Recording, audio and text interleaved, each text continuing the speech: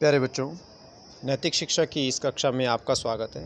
अब हम पाठ 15 आर्य समाज के नियम 7वें से 10वें तक इसके अभ्यास कार्य को करेंगे। इसमें पहला प्रश्न पूछा गया था हमसे कि आर्य समाज के अंतिम 4 नियमों को लिखें। तो अंतिम 4 नियम जो हैं 7वां, 8वां, 9वां और 10वां, उनको आप अपनी जो बुक है उससे नोट करें। उसके पीछे दिए हुए हैं आर्य समाज के 10 नियम और यहाँ भी लिखे हुए हैं। सबसे प्रीतिपूर्वक धर्मानुसार यथा योग्य वर्तना चाहिए। अविद्या का नाश और विद्या की वृद्धि करनी चाहिए। 9वां नियम है प्रत्येक को अपनी ही उन्नति से संतुष्ट नहीं रहना चाहिए या अपनी उन्नति में संतुष्ट नहीं रहना चाहिए, अपितु सबकी उन्नति में अपनी उन्नति समझनी चाहिए। 10वां है सब मनुष्यों को सामाजिक सर्वहितकारी नियम पालने में परतंत्र रहना चाहिए और प्रत्येक हितकारी नियम में सब स्वतंत्र रहें। इसको हम अभी पाठ में पढ़ चुके हैं। प्रश्न दूसरा यह है कि आर्य समाज के 7वें नियम के अनुसार यदि देखा जाए तो हमारा व्यवहार अन्य लोगों के साथ कैसा होना चाहिए। उत्तर है हमारा व्यवहार समाज के अन्य सभी लोगों के साथ प्रीतिपूर्वक होना चाहिए। हमें सबके साथ प्रेम से बोलना चाहिए, किसी के साथ कड़वा या कठोर व्यवहार नहीं करना चाहिए। परंतु प्रीतिपूर्वक व्यवहार का यह अर्थ बिल्कुल नहीं है कि जो व्यक्ति हमारे साथ शत्रुता या नीचता का व्यवहार कर रहा है उसके साथ भी हम वही प्रीति निभाएं जो हम अपने मित्र के साथ निभा रहे हैं। यह धर्म के विरुद्ध है। ठीक है, यह धर्म के बिल्कुल विपरीत है। यह धर्म के विरुद्ध है। हमारा व्यवहार प्रीतिपूर्वक होने के साथ साथ धर्म के अनुसार भी होना चाहिए, यही इस नियम में बताया गया है। प्रश्न जो तीसरा है उसमें ये बताया गया कि विद्या और अविद्या का क्या अभिप्राय है, या विद्या और अविद्या से आप क्या समझते हैं।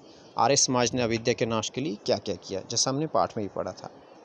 तो विद्या का अर्थ किसी भी वस्तु का यथार्थ अर्थात का त हलंत करेंगे आप, ठीक ज्ञान है। माने किसी भी वस्तु का अगर सही ज्ञान है तो उसे विद्या कहा जाता है।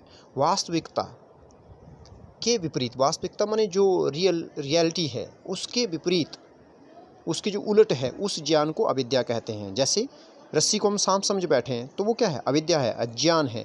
झूठ को सच समझना, अपने को पराया समझना, यह अविद्या अर्थात अज्ञान है। अंधविश्वास या किसी भी बात पर बिना सोचे समझे विश्वास कर लेना भी अविद्या ही होती है या अविद्या है। आर्य समाज ने अविद्या के नाश के लिए बहुत प्रयास किया है। आर्य समाज ने कुछ अंधविश्वासों जैसे सती प्रथा, विधवा विवाह न होना, छुआछूत और बाल विवाह आदि को समाप्त करने के लिए बहुत अधिक प्रयास किया है। चौथा प्रश्न है, उसका उत्तर यहाँ दिया हुआ है। अपनी उन्नति के साथ साथ दूसरों की उन्नति का ध्यान रखने के लिए हमें यह देखना चाहिए कि हमारे आसपास रहने वालों या कार्य करने वाले अन्य व्यक्तियों की भी समान रूप से उन्नति हो। दूसरे शब्दों में यह भी कहा जा सकता है कि हमें कोई भी कार्य करने से पहले यह सोच लेना चाहिए कि हमारे इस कार्य से हमारे आसपास रहने वाले अन्य लोगों पर इसका कोई गलत असर, गलत प्रभाव तो नहीं होगा।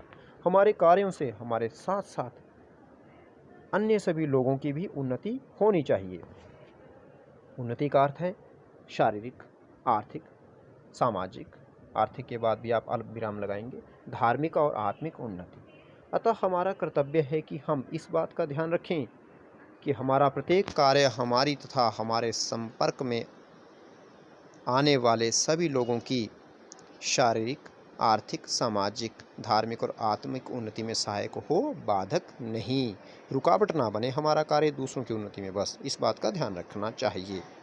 अर्थात हमारे द्वारा किए जाने वाला कार्य हमारी उन्नति में तो सहायक हो ही, लेकिन दूसरों की उन्नति में भी सहायक हो, बाधा ना डाले, रुकावट ना डाले। यहाँ प्रश्न 5 है कि 10वां नियम जो है आर्य समाज का, वह सामाजिक व्यवस्था को सुदृढ़ करने में या दृढ़ करने में कैसे सहयोग देता है, उसके बारे में पूछा गया है।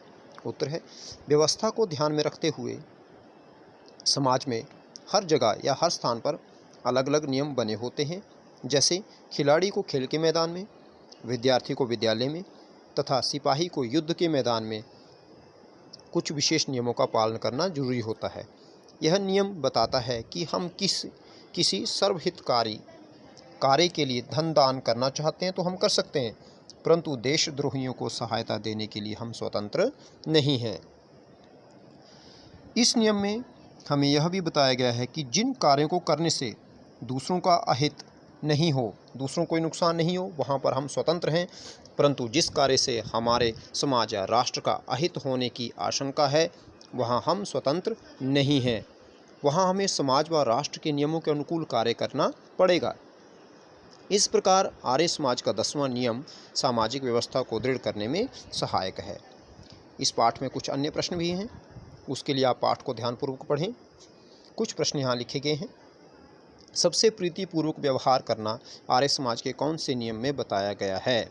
तो उत्तर है इसका 7वें नियम में, क्योंकि 7वां नियम है सबसे प्रीतिपूर्वक यथा योग्य और धर्मानुसार वर्तना चाहिए। तो इसका उत्तर हुआ 7वां नियम। विद्या और अविद्या के बारे में किस नियम में बताया गया है? 8वें नियम में। सबकी उन्नति में अपनी उन्नति समझना किस नियम में बताया गया है? 9वें नियम में। अब प्रश्न है अगला, 10वें नियम में क्या बताया गया है? उत्तर, इस नियम में बताया गया है कि किस अवस्था और क्षेत्र में मनुष्य को स्वतंत्रता से अर्थात कतः हलंत करेंगे अपनी इच्छा से कार्य करना चाहिए, और किस अवस्था तथा क्षेत्र में उसे काम करते समय अपनी इच्छा को एक ओर रखकर समाज के हित का ध्यान रखते हुए सामाजिक एवं राष्ट्रीय नियमों के अनुसार आचरण करना चाहिए। प्रश्न 5, आर्य समाज के 10 नियमों से क्या विदित होता है?